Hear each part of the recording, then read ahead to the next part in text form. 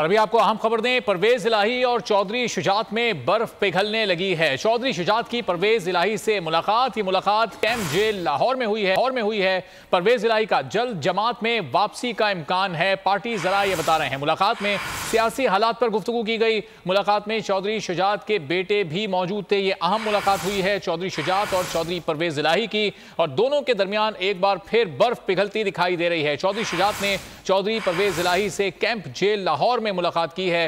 परवेज इलाही ने जल्द जमात में वापसी का इंदिया भी। पार्टी जराए ने बताया कि इस मुलाकात में सियासी हालात पर गुफ्तगू हुई। चौधरी शुजात के बेटे भी इस अहम मुलाकात में मौजूद थे। परवेज इलाही से ये मुलाकात की है चौधरी शुजात ने, और अब ऐसा महसूस हो रहा है कि दोनों के दरमियान बर्फ पिघलने वाली है और चौधरी परवेज इलाही एक बार फिर काफ लीग का हिस्सा आने वाले दिनों में बन सकते हैं। कैंप जेल लाहौर में मुलाकात हुई जिसमें न सिर्फ चौधरी शुजात बल्कि उनके बेटे भी मौजूद थे। परवेज इलाही और चौधरी शुजात की ये मुलाकात अब हुई है।